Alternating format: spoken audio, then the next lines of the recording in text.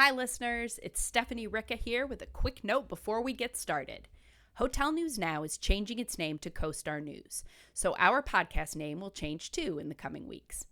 Same smart reporting, same hosts, the great guests you've come to expect from us, just a new name that reflects our overall branding change from Hotel News Now to CoStar News.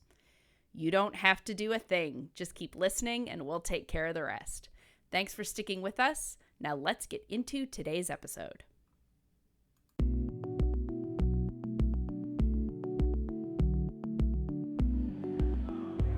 Hello, this is Bryan, Wroten, senior reporter with CoStar News Hotels. I am here with Trevor Simpson, associate editor, and we are joined by Hannah Smith, senior analyst from STR, and we are closing out the Hotel Data Conference here in Nashville. So, guys, what are your thoughts from the conference? I gotta say, yesterday definitely got off to a very interesting start, and I think aside from that initial shock of the downgraded forecast, I think it actually settled in pretty well with people pretty quickly. What are your impressions? I'd agree, Brian. It's been an interesting vibe. You're referencing the downgrade. It definitely came as a shock, but it doesn't seem like the vibe was as down as it could have been. It seems like there is still some optimism moving forward.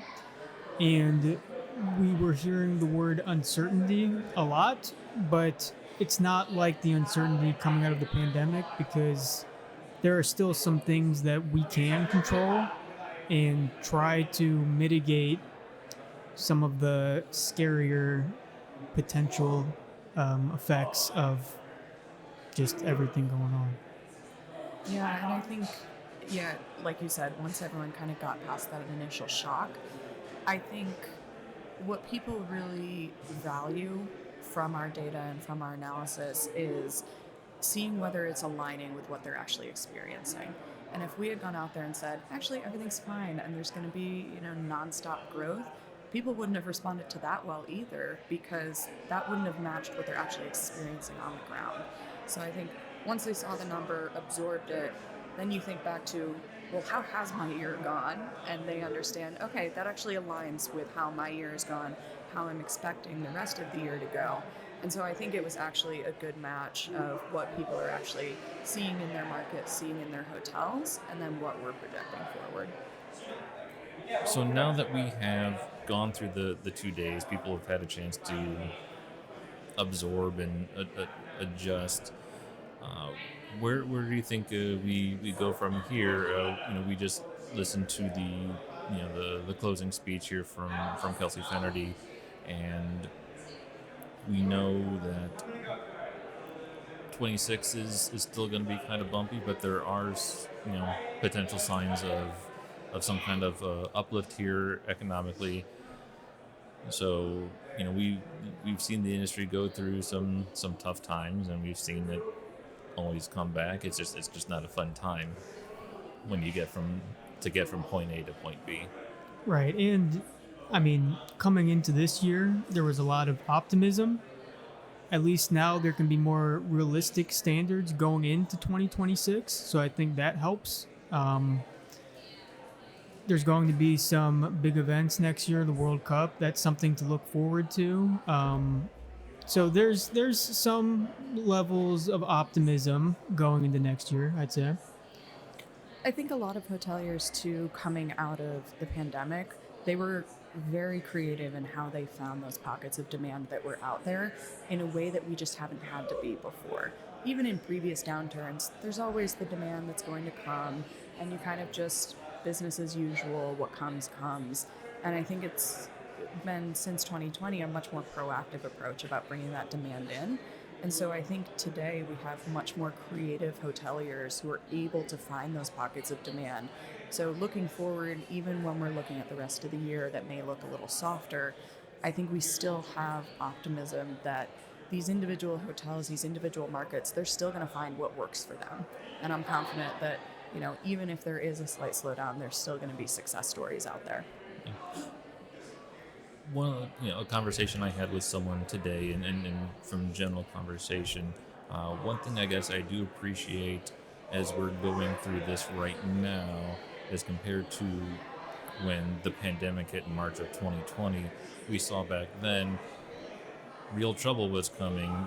Demand was gone or quickly going, and a lot of companies almost immediately cut people. They let them go either with layoffs or with furloughs, and the industry has struggled to get those numbers back. And as we are now going through, obviously it's not the same thing, thankfully, but it is another period of uncertainty, and we don't know what is going on exactly with demand and how it's going to behave in the coming months or year or so.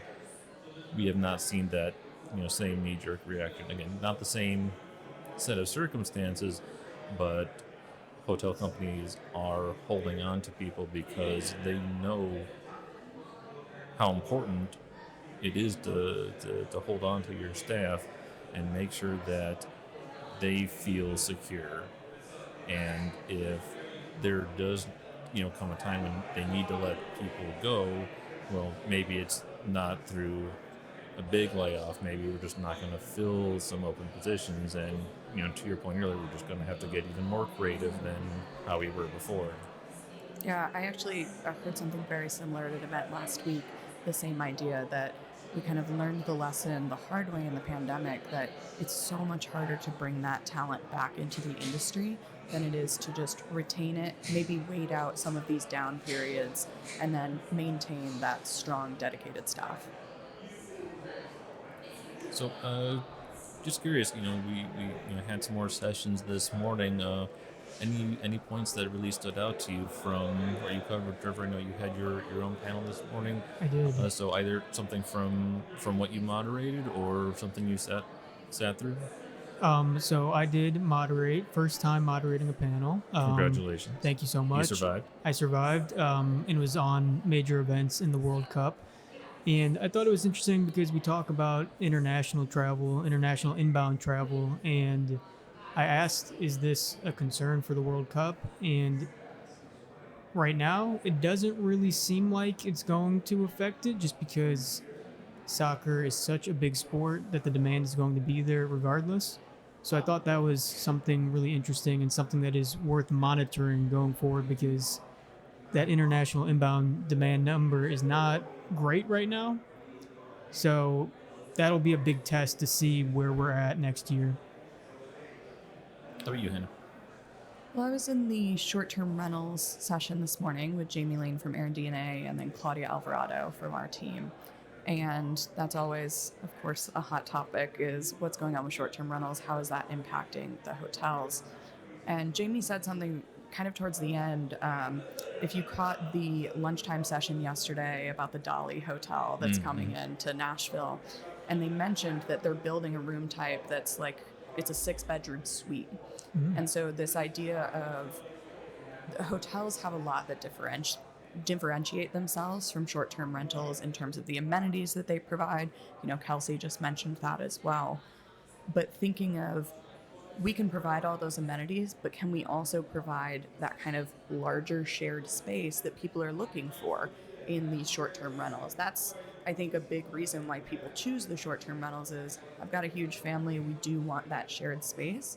So are there ways that hotels can be creative in maybe converting some rooms over to that shared space so that you can take some of those good aspects that people are looking for and then also leverage all the amazing amenities that hotels are able to provide?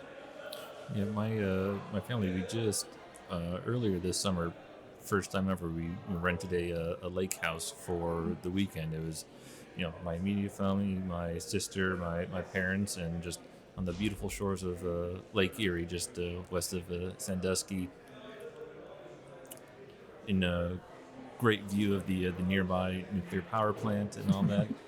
No one came back with a glow, so definitely a good time. Perfect. But it was the right amount of space for us, and in fact we could have had a few more people come with us, and it was nice because it was a chance to go somewhere and do nothing. Yeah. Right. And so having that kind of space available, even if it's not the the focus of your property, but just having it be an option, someone's gonna book it. Yeah. Absolutely. Yeah, my family was going through the same decision-making process for a trip we're taking next month, and it was the same idea of we actually want the privacy of all of our own hotel rooms, but Hmm. then we want a place. We're going up to wine country in California.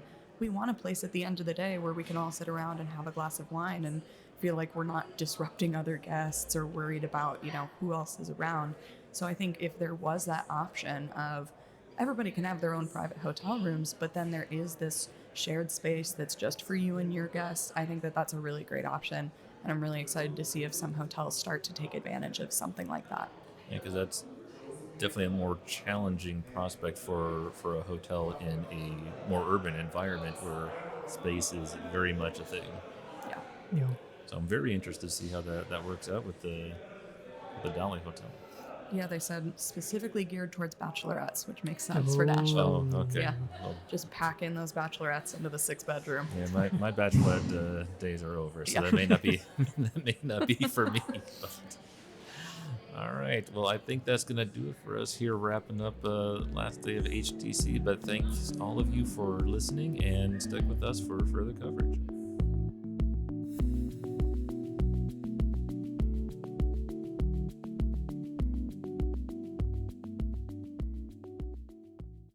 Hi, I'm STR's Isaac Colazo. And I'm CoStar's Jan Freitag. And together we are the data geeks behind Tell Me More, a hospitality data podcast work. Every month, we bring you a fresh take on the latest hotel data, insights into the travel trends behind that performance, and the big picture topics you should be thinking about. And we also don't mind getting into some good-natured disagreement from time to time. Hey, when Isaac and I start talking data together, anything can happen, and it usually does. Subscribe to the podcast on Apple Podcasts, Spotify, or wherever you like to listen.